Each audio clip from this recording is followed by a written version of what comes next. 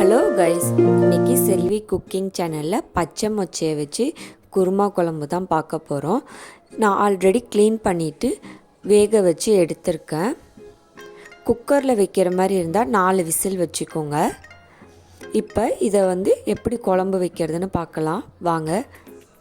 Stove on பண்ணிக்கோங்க. Stove on பண்ணிவிட்டு அதில் 3 கரண்டி எண்ணெய் ஊற்றிக்கோங்க.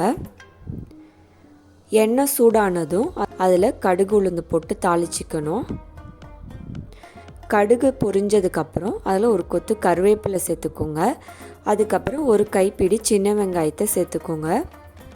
வெங்காயத்தை ரவுண்டாக கட் பண்ணிக்கோங்க. வெங்காயம் நல்லா வதங்கினதுக்கப்புறம் அதில் தக்காளி சேர்த்துக்கலாம்.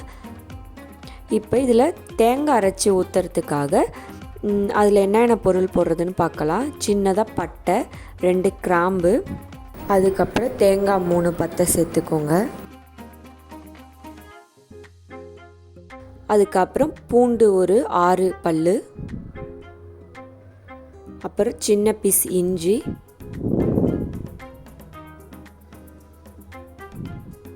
அப்புறம் 1 டேபிள் ஸ்பூன் சோம்பு, அப்புறம் பொட்டுக்கடலை, இதெல்லாம் போட்டுட்டு நல்லா ஃபைன் பேஸ்ட்டாக அரைச்சி எடுத்துக்கோங்க.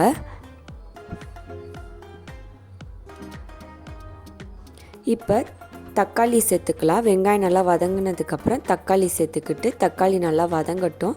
நல்லா தக்காளி சாஃப்டானதுக்கப்புறம் அதில் கத்திரிக்காய் சேர்த்துக்கணும்.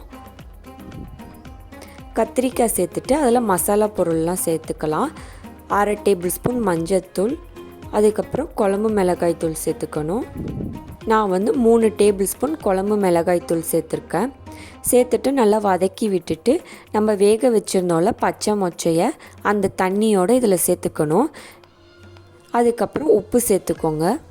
தேவையான அளவு உப்பு சேர்த்துட்டு நல்லா கலக்கி விட்டுட்டு கொதிக்க விடுங்க. இது நல்லா கொதித்ததுக்கப்புறம் அரைச்சி வச்ச தேங்காய் பேஸ்ட்டை இதில் சேர்த்துக்கலாம். கத்திரிக்காய் வெந்துச்சான்னு பார்த்துட்டு அதுக்கப்புறம் தேங்காய் பேஸ்ட்டை சேர்த்துக்கோங்க.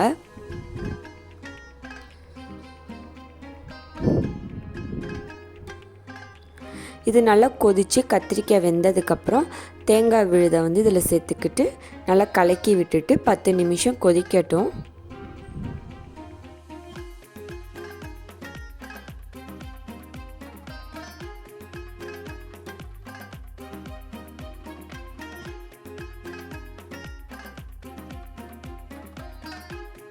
நல்லா கொதித்து கொஞ்சம் திக்கானதுக்கப்புறம் கருவேப்பிலை தூவிட்டு ஸ்டவ் ஆஃப் பண்ணிடணும்.